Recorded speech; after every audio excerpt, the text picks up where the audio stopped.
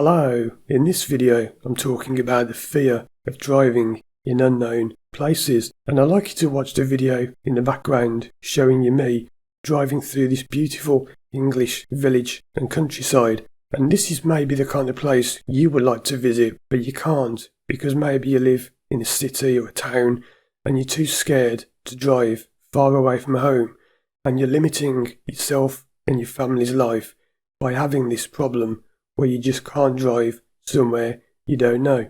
Well, if you don't know who I am, my name's Paul, and I work online with people all over the world to help them overcome their fear of driving. And this is one of the most common things that comes up. People say to me, look, I can drive around roads that I know. It's not too bad, even though it is a problem, but I just can't drive anywhere that's unknown. If I don't know the area, and if I'm not familiar with it, I just get really panicky and I get nervous and my hands start sweating and my knuckles go white on the wheel and I have to pull over and call someone to come and pick me up, and it's really embarrassing. Well, as I've mentioned in many other videos, but I'll say it again in case this is your first time watching my videos, driving anxiety has nothing to do with driving. So you must understand this, that it's nothing to do with driving somewhere new. Now, I can't tell you exactly what it is because everyone has a unique reason for their problem. But what it more likely is that at some point in your past, something has happened in your life that's given you the impression that new things are bad. Now, the problem is that it isn't always that simple. Let's imagine to begin with, though, that it is. Now, let's just say that we need to find a time when something was new and you didn't like it. So as an example of how this can happen, I've known times where when people were children, they always did the same things. So they always went to the same places, they ate the same food, they mixed with the same people, they had a very rigid routine. And sometimes that can be a good thing, but sometimes it can limit you because maybe, without even knowing it, your parents had the same fear, because you'll be surprised how many times I work with people and they realise, or they already knew and they tell me that their parents had the same issue. And it's not so much that it's genetic, it doesn't get passed down in your genes, it gets passed down by behaviour patterns. So let's imagine for this example that your parents did have this problem and they acted in a way where they hated going to new places. And they never actually told you this consciously. They never said to you, it's bad to go somewhere new. But their actions and their beliefs will pass on to you because you get the idea that doing the same thing all the time is safe. Whereas other people may have been brought up to do new things all the time, to join different clubs, to go different places. Every year they went to a different country for holiday.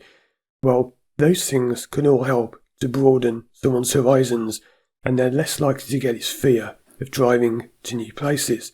That's only one small example of how it can work, and like I say, everyone's problem has a unique cause. Sometimes it's something that's got nothing to do with your parents or nothing to do with having like a limited, caged-in lifestyle in the past. Sometimes it's something completely unrelated. So let's say one case I knew of once where someone was about to go on holiday and one of their relatives died. That person then developed a fear of going anywhere new. Now the theory, because it's only a theory, we can never prove this, but what probably happened is their mind linked the death of their relative with going somewhere new. So you see, their mind was thinking, every time you go somewhere new, one of your relatives is going to die. Now, of course, that's silly because that's not true at all, but that's the way your mind works. Your subconscious mind thinks in very basic ways. And you see how, in a way, it does make sense. Somebody died just as you were going somewhere new. So therefore, going somewhere new means someone's going to die. Well, no, that's not how it works. And you see, by finding that memory and by bringing it from your subconscious into your conscious, it does make more sense, because that's the problem, you see. When you have a fear of driving to unknown places, there is something trapped in your subconscious that needs to be released.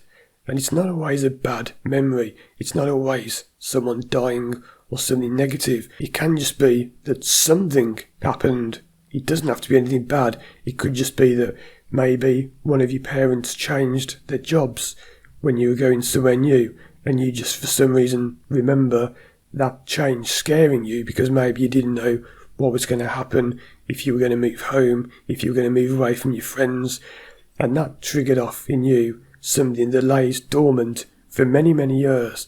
Because please understand, this problem is not something new.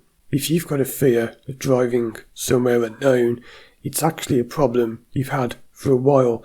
Now, it could be months, it's often years, it's very often decades. But this is why it can seem so confusing. People say, why did it suddenly come on? It hasn't. It's been there for years, waiting to happen. It's a bit like one time I went up into my loft, what we call loft in the UK is an attic abroad, and it was soaking wet with water. And I thought, why has my loft suddenly started leaking? And when the roofer came round and I went up on the ladder and had a look, he said, look, this has been rotting for years and all of the wood had been rotting away, and it cost me a lot of money to have that repaired. And it hadn't just happened, it had been happening for years, but I just didn't know that problem was just lying there waiting to activate. So if you'd like to remove these limitations from your life, one thing you can do is I will have released a video showing you me driving around this area, playing in the background now. It will be one of my relaxing drive videos, and I made those for people who like to go new places, but they can't. And sometimes, just by watching those videos, it can help inspire you to think, yeah, I want to experience that, so I'm going to go and get this problem fixed. So I'll put a link to that playlist on the screen now. Watch the other videos too for more help, and if you'd like to work with me one-to-one online from anywhere in the world, contact me through my website, firstdrive.com. Thanks for watching, and as always, I'll see you again soon for more videos.